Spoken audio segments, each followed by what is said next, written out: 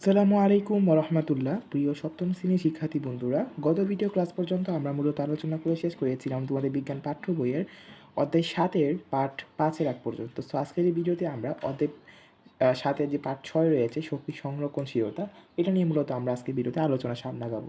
So বন্ধুরা, চলো বেশি কথা না বাড়িয়ে আমরা আমাদের ভিডিওর মূল আলোচনা শুরু করে দিই। তবে ভিডিওটি শুরু করার আগে তোমাদের কাছে একটা ছোট্ট রিকোয়েস্ট থাকবে, যদি আমাদের চ্যানেলে কোনো ভিডিও তোমার কাছে কোনো রকমের হেল্পফুল মনে হয় তাহলে অবশ্যই আমাদের চ্যানেলটিকে সাবস্ক্রাইব করে দিবে। সো চলো এবার আমরা আমাদের ভিডিওর মূল আলোচনা একটু সামনে আগাই। মনে করো তুমি স্কুলের মাঠে দাঁড়িয়ে একটি টেনিস বলকে উপরের দিকে ছুঁড়ে মারলে। কী দেখছো? টেনিস বলটি একটি নির্দিষ্ট উচ্চতায় ওঠার পর এটি আবার কিন্তু নিচে নামতে থাকে। এখানে টেনিস বলটি উপরে উঠতে থাকার সময় এর গতিশক্তি কমতে থাকে এবং স্থিতিশক্তি কিন্তু বাড়তে থাকে। যখন এর গতিশক্তি শূন্য হয়ে যায় তখন এটি ক্ষণিকের জন্য থেমে নিচে পড়তে শুরু করে। এটি স্থিতিশক্তির কারণে নিচে নামতে থাকে। দেখা যাবে বস্তু যতই নিচের দিকে নামতে থাকে ততই এর স্থিতিশক্তি কমে, গতিশক্তি বাড়তে থাকে এবং স্থিতিশক্তি গতিশক্তিতে পরিণত হয়।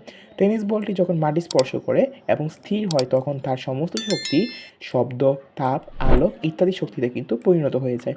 আমরা তাপ বা আলোকের তেমন প্রমাণ বুঝতে না পারলেও বলটি মাটিতে স্পর্শ করায় যে তাপ শব্দ উৎপন্ন হয় তা কিন্তু আমরা শুনতে পাই। তবে কোনো কোনো ক্ষেত্রে টেনিস বলের পরিবর্তে এটি পাথর উপরে ছুঁড়ে মারলে এটি যদি কোনো মাঠে পড়ে তবে কোনো না কোনো ক্ষেত্রে পাথরটিকে ধরলে গরম অনুভূত হতে পারে। এতক্ষণ তোমরা জেনেছো যে শক্তি কীভাবে একরূপ থেকে অন্যরূপে পরিবর্তিত হয়।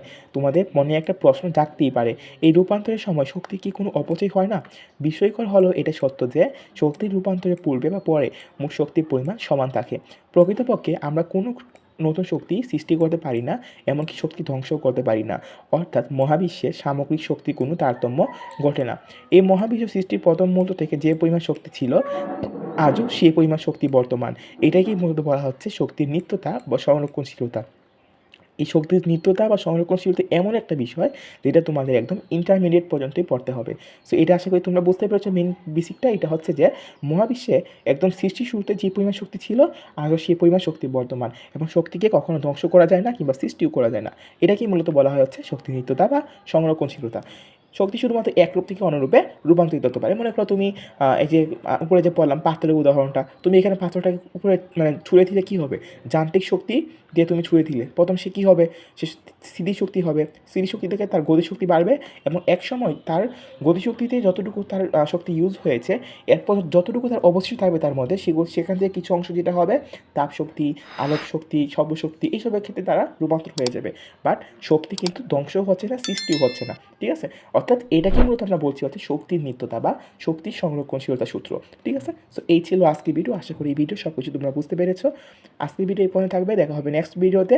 ততক্ষণ সবাই ভালো থাকবা, সুস্থ থাকবা। আল্লাহ হাফেজ।